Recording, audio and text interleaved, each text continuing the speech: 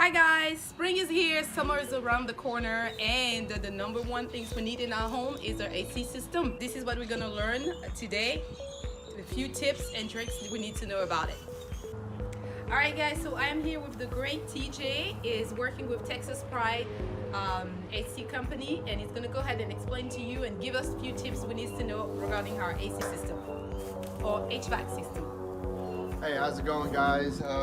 I just want to go over a couple of tips and I guess just a few vocabulary on what each component does on your HVAC system. So what we're standing next to right now is a condenser unit, and in this condenser unit you will have a fan motor and also a compressor.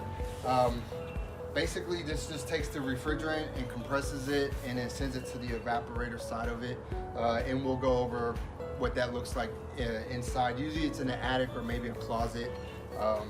Other than that, here's some things that you want to look for when you're getting ready for the springtime or maybe putting your house on the market.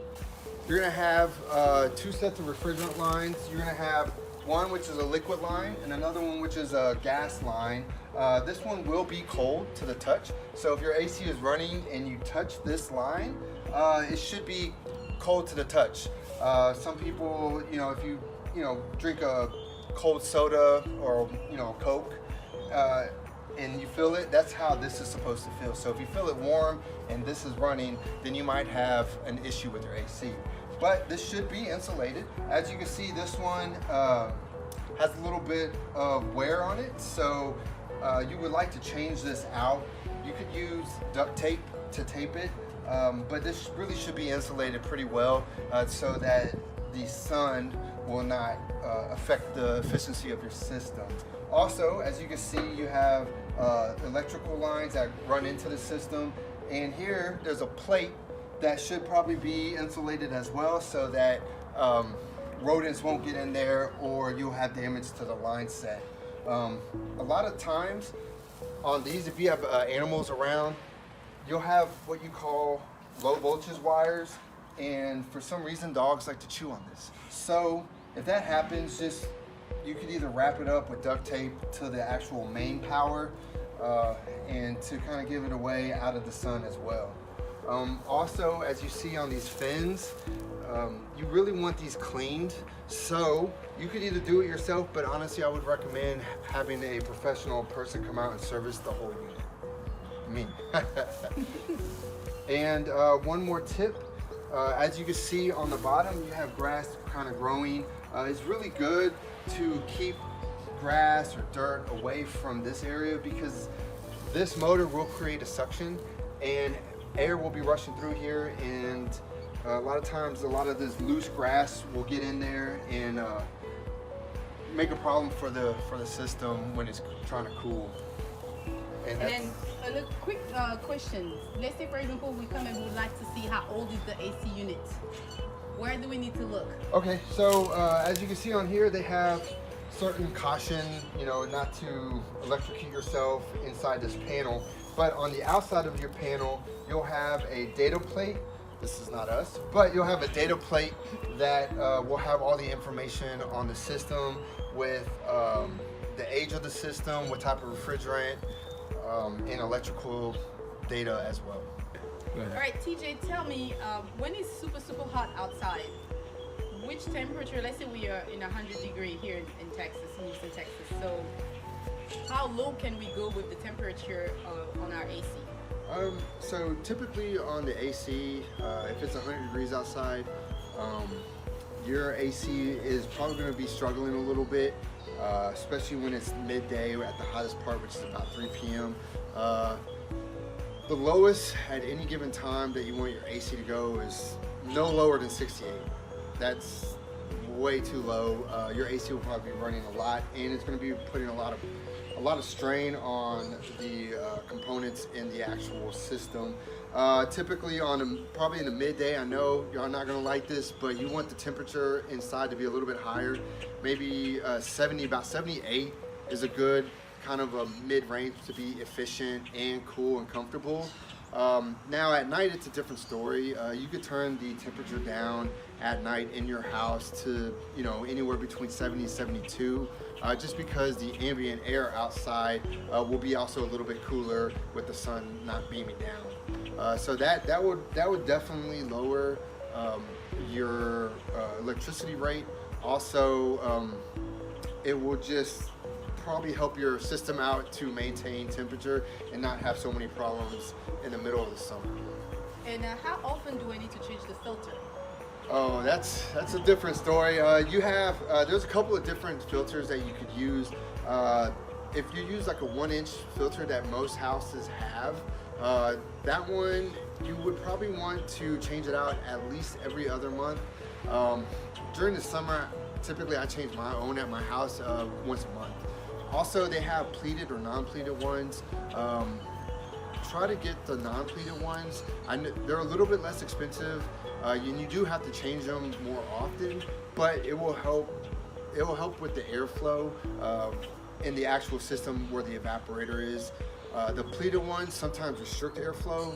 Therefore, your AC is going to run just a lot more. It will be less efficient. Okay. So I heard that there is another filter in the attic that needs to be changed. So that's, how often that one needs to be changed? Okay, so that filter is what we call a media filter. Those typically are a 4-inch to a 5-inch filter. Like this house right now has a media filter, so I'll show you what goes into that. A lot of times people will say those filters are about 6 months. Usually I tell my customers springtime, maybe around April, May, change the filter, and then after the summer, change it again. So that's probably about a 4 to 5 month, just because the system's going to be running a lot during the summer, and any restriction is bad for the system. Sometimes I see water coming out of the pipe like that in the houses. What does that mean? Okay, so this pipe is what we call the secondary drain line, and typically you do not want to see water coming out of there. That's when you know you have an issue. As you can see, this house had an issue at some point, and so you see by the discoloration of the brick. But yeah, if you see water coming out of there, that means that your primary drain line is plugged, and you really want to call a professional to get that fixed. Now we know a little bit more about the exterior, what we need to look for, and how to play with our thermostat on the inside. What some of the things I need to look from my AC or my HVAC system when I go in the attic? Okay, yeah, definitely. I'll probably go over some more vocabulary on what we call certain parts of the equipment, and then also I will show y'all what to look for, either buying a home or if you're selling a home, or you just want to do a spring checkup. I will definitely go over some of those also as well. We are on the inside. What do we need to know about the thermostat? Okay, there's so many thermostats. This particular home has a Nest thermostat, but I just wanted to show y'all that an actual digital thermostat is way more efficient than having like the old school the analog thermostat where you have to like move the temperature or turn it up, you know, off and on. You definitely want to get a digital one. You can go to the point of getting a Nest, which is, you know, Wi-Fi capable, and you can get an app on it. But they're just way more efficient than like an older version of, you know, the old analog type thermostats. All right, so here we are. This is what we call an evaporator. Specifically, this is what we call a box evaporator. So as you can tell, it looks pretty much like a box. Again, we have our 2 refrigerant lines. We have the liquid line, and then of course this one that's insulated is your gas line, or suction line is what we call it. It's not technically natural gas, it's gas of the refrigerant. Now this other insulated line is your primary drain line. This on newer homes, like maybe 90s, 2000s, your primary drain line should be plumbed into the actual home plumbing, and then you'll have a secondary drain line, so just in case your primary gets backed up, this secondary line will go into what we call a secondary pan. As you can tell, this pan has had some, you know, or the drain line has been plugged before. You can tell by some of the rust patterns. These pans are pretty resilient, so they don't really rust through a lot. But whenever you do have water in this pan, it is very important that you call a professional like myself or any other professional AC company to come out and address the primary line issue. On this particular home, we also have a secondary pan float switch. Basically, if the water builds up in this pan, it will activate this switch and then turn your unit off.